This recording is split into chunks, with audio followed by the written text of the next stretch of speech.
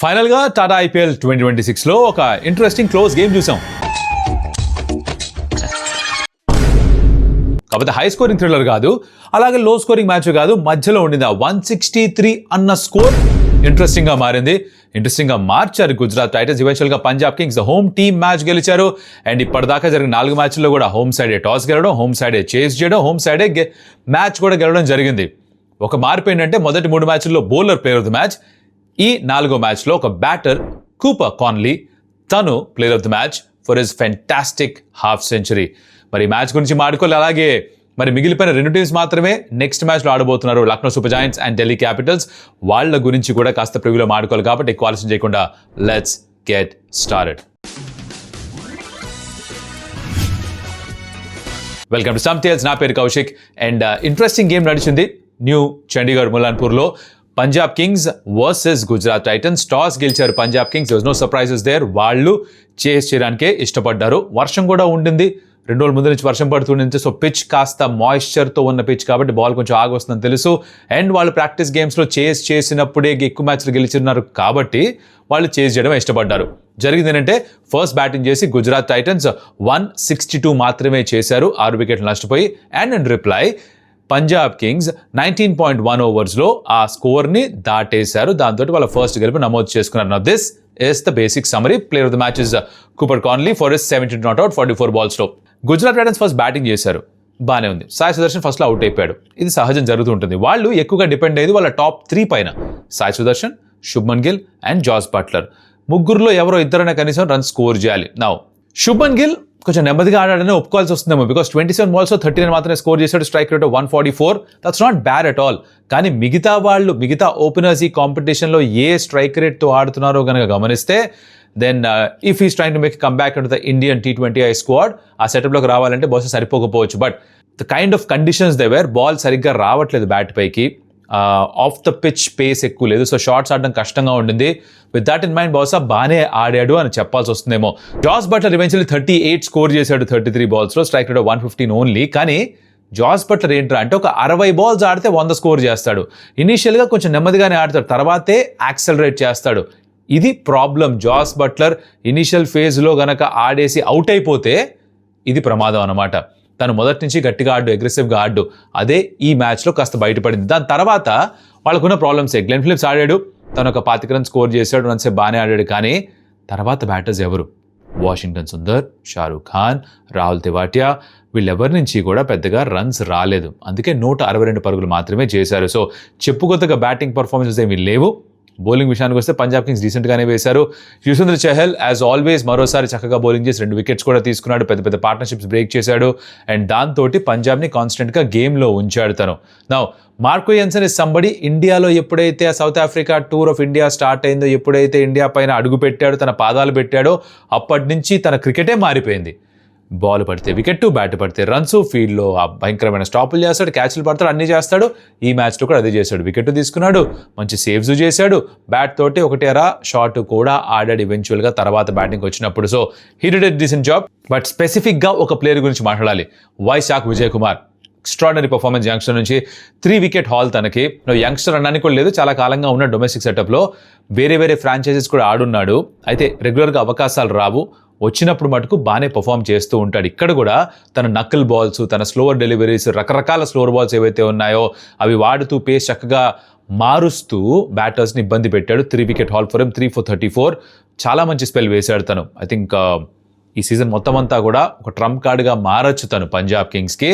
ఇది ఓవరాల్గా first innings. Now 163 కావాలి, పెద్ద కష్టమేమీ కాదు. బికాజ్ పంజాబ్ కింగ్స్ దగ్గర చాలా స్ట్రాంగ్ బ్యాటింగ్ లైనప్ ఉంది, starting with their openers Priyansh Arya and Prabhsimran Singh. Now before I talk about that, fielding చేసినప్పుడు పంజాబ్ కింగ్స్ ఒక విషయం జరిగింది. Let's talk about that. అదేంటంటే శ్రేయస్ అయ్యర్ ఒక క్యాచ్ పట్టడానికి హీ వెంట్ ఎయిర్ బోర్న్, ఒక పక్షిలాగా గాల్లోకి ఎగిరాడు. మీకు గుర్తుంటే కనుక కొద్ది నెలల క్రితమే ఆస్ట్రేలియాలో ఓ క్యాచ్ పట్టే క్రమంలో తన స్ప్లీన్కి లాసరేషన్ అనేది వెనక్కి పరిగెడుతూ డైవ్ చేశాడు. నో అలాంటి పెద్ద injury, it was a life threatening injury. దాని నుంచి కంబ్యాక్ చేసి కొంచెం టైం పట్టింది, తిరిగి మళ్ళీ వెనక్కి వచ్చాడు. ఆడుతున్న ఫస్ట్ గేమ్ దీంట్లో మళ్ళీ full and dive in the air తన శరీరాన్ని పనంగా పెట్టాడు. మీరు అనుకోవచ్చు ఎందుకు ఇలా చేశాడని. This typically what happens with sports persons. Muscle memory చాలా స్ట్రాంగ్గా ఉంది. చిన్నప్పటి నుంచి చేసిందే అలవాటైపోయి ఉంటుంది కాబట్టి బాల్ అలా కనిపిస్తే దుంకేస్తారు. ఇంజురీ అవుతుందా, ఇంతకుముందు ఇంజురీ అయింది, దాన్ని కాపాడుకోవాలి, జాగ్రత్తగా ఉండాలి, ఇవన్నీ మైండ్లోకి రావు. సెల్ఫ్లెస్ ప్లేయర్, సెల్ఫ్లెస్ క్యాప్టెన్, టీంని ముందు పెడతాడు. మరోసారి ఒక ఛాన్స్, ఒక రిస్క్ తీసుకున్నాడు. క్యాచ్ పట్టలేదు, but the effort was extraordinary. దాన్ని కూడా అప్రిషియేట్ చేయాలి, కన్సిడరింగ్ ద ఫ్యాక్ట్ దట్ ఒక సీరియస్ ఇంజరీ నుంచి కంబ్యాక్ చేశాడు. Now let's move to the chase. ప్రియాంశారి త్వరగా అవుట్ అయిపోయాడు కగిసొరబాడా బౌలింగ్లో. ప్రప్సిమ్రన్ బాగానే స్టార్ట్ చేశాడు. As always I think last season కూడా ఒక బ్రేక్ త్రూ సీజన్ తనకి, దాన్ని కంటిన్యూ చేస్తూ ఒక చిన్న క్యామియో ఆడాడు. స్టార్ట్ ఏదైతే అందివ్వాలో అది అందించాడు, 37 స్కోర్ చేశాడు తను. కానీ నంబర్ 3 స్పాట్లో వచ్చిన కూపర్ కాన్లీ, నిన్న కాపర్ కాన్లీ అన్న కాపర్ బ్రాస్ సిల్వర్ కాదు నా బొంద, కూపర్ కాన్లీ తను 72 of 44 నాట్అవుట్గా నిలిచాడు. 5 4s and 5 6s. కూపర్ కాన్లీ గురించి ఎక్కువగా ఇండియాలో తెలియదు, అన్లెస్ మీరు బిగ్ బ్యాష్ లీగ్ కన్సిస్టెంట్గా 2-3 సీజన్స్గా వాచ్ చేస్తే తప్ప. ఈ సీజన్ ఆఫ్ బిగ్ బ్యాష్లో కూడా తను మొదట్లో 2-3 ఇన్నింగ్స్లో బాగానే ఆడేట, కానీ దాని తర్వాత వరుసగా తనకి ఫెయిల్యూర్సే ఉన్నాయి. అయినా కూడా రికీ పాంటింగ్ తనలో చూసిన టాలెంటో, తనలో చూసిన స్పార్కో, దాంతో తను పిక్ చేయాలనుకున్నాడు, తీసుకొచ్చారు స్క్వాడ్లోకి. ఫస్ట్ గేమే ఆడించారు, నంబర్ 3లో ఆడించారు.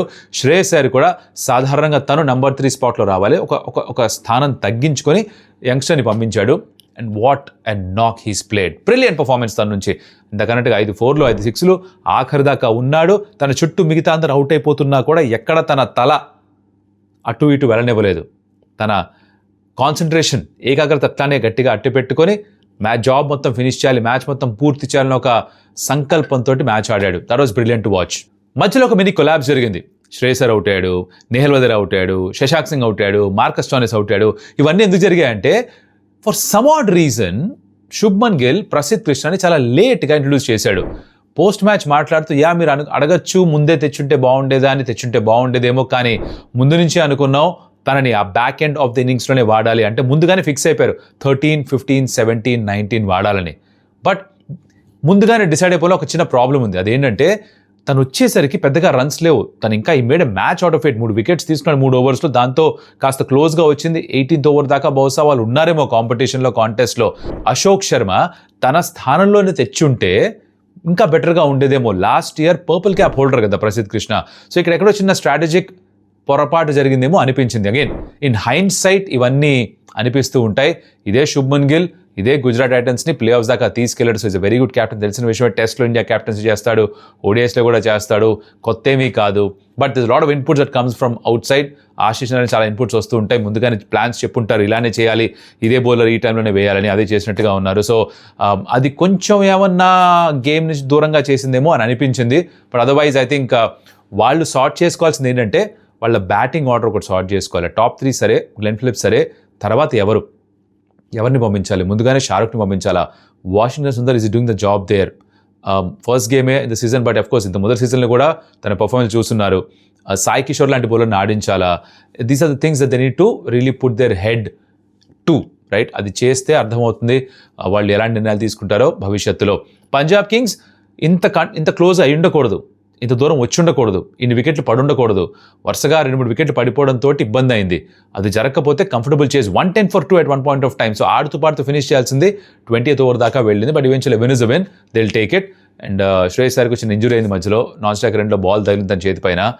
తర్వాత షేక్ హ్యాండ్ ఇవ్వలే పోస్ట్ మ్యాచ్లో. Hopefully everything's good for him. Too many injuries to Shreyas Iyer జరగకూడదు, ఫిట్గా ఉండాలి, ఎక్కువ మ్యాచ్ ఆడాలని కోరుకుందాం. అలా ఈ మ్యాచ్ పూర్తి అయిపోయింది అనమాట. So good win for Punjab Kings. And Cooper Connolly player of the మ్యాచ్గా నిలిచాడు. Fantastic job by him. Now let's move to the preview of Lucknow Super Giants and Delhi Capitals. Lucknow Super Giants హోస్ట్గా ఉన్నారు, ఢిల్లీ క్యాపిటల్స్తో ఆడబోతున్నారు. మ్యాచ్ ఎకానా స్టేడియం లక్నోలో. పెద్ద గ్రౌండ్. ఒకప్పుడు సీజన్లో 2023లో అనుకుంటే కొంచెం స్లోగా ఉండేది, 24లో బెటర్ అయింది, 25లో ఇంకాస్త బెటర్ అయింది, 26లో మరి పిచ్ ఎలా ప్లే చేస్తుందో వెయిట్ చేసి చూడాలి. సో మొదటి 2-3 మ్యాచ్లు అయినంత వరకు పిచ్ స్వభావం ఏంటో మనకు అర్థం కాదు. బట్ లాస్ట్ సీజన్ ఏం జరిగిందో చూస్తే రన్స్ చాలానే వచ్చాయి. సో మళ్ళీ అదే ఎక్స్పెక్ట్ చేస్తూ వెళ్ళాలి. దానికి భిన్నంగా జరిగితే దానికి అడాప్ట్ అవ్వాలి, అడ్జస్ట్ చేసుకోవాలి. రైట్, ఇది ఇలా ఉంది. నా లక్నో సూపర్ జైంట్స్కి లాస్ట్ సీజన్కి ఏం జరిగింది, వాళ్ళకున్న ఇష్యూస్ ఏంటి? టాప్ 3 చాలా బాగా పర్ఫామ్ చేశారు. Aiden Markram, Mitch Marsh, Nicholas Pooran. ఈ ముగ్గురు 400 రన్లు ఒక్కొక్కళ్ళు కొట్టారు. కానీ మిగతా అందరు బ్యాటర్స్ కలిపి 835 రన్స్ మాత్రమే స్కోర్ చేశారు.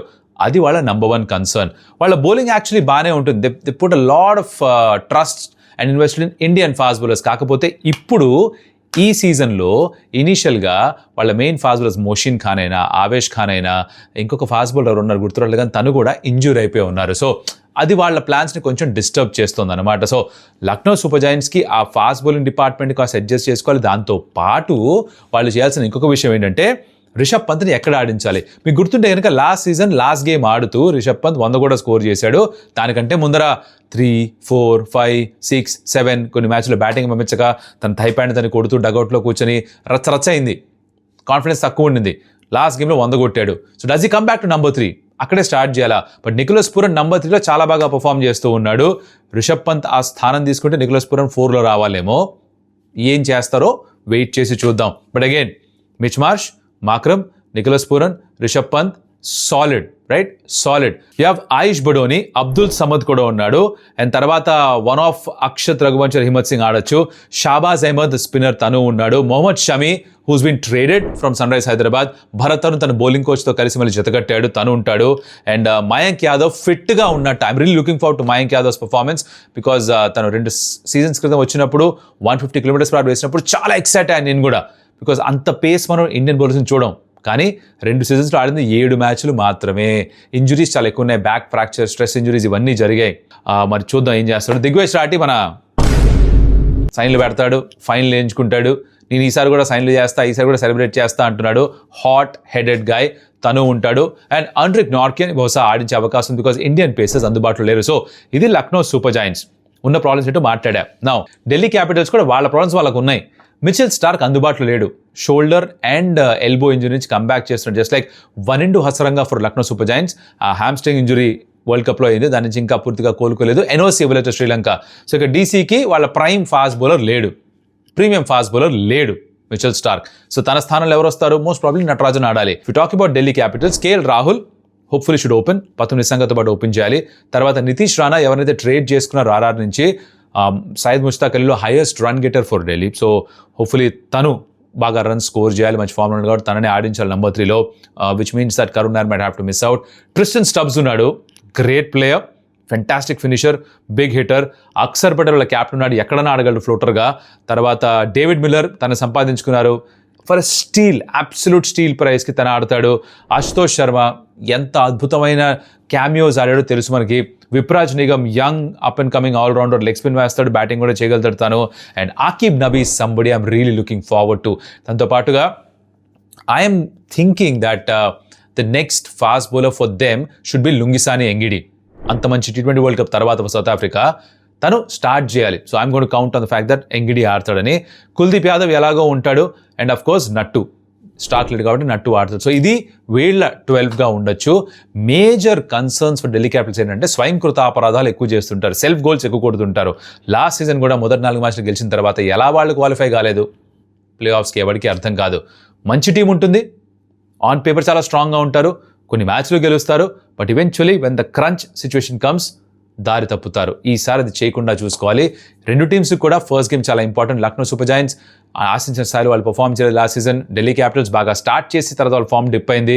ఇక్కడ ఎవరు సరిగా స్టార్ట్ చేస్తారో ఇకానా స్టేడియంలో will have to wait and see. So నా ఉద్దేశంలో ఎవరిది పై చేయంటే on paper Lucknow Super Giants కంటే నాకు Delhi Capitals looks like much allrounded side. So on paper Delhi Capital should win. But on paper cricket ఆడరు, ఎప్పుడు అంటుంటా ఆన్ ద గ్రౌండ్ ఆడుతుంటారు. Performance matters. చూద్దాం ఏం జరుగుతుందో. దానికి సంబంధించిన రివ్యూలో మళ్ళీ కలుస్తా. మీ ఫేవరెట్ ప్లేయర్స్ ఎవరు, ఏ ప్లేయర్స్ కోసం ఎదురు చూస్తున్నారు, let me in the comments. అలాగే like the video, share it to friends and subscribe to Stump Tales. మరొకటి మళ్ళీ కలుస్తా. అప్పటిదాకా సెలవు. అడియోస్ అమిగోస్.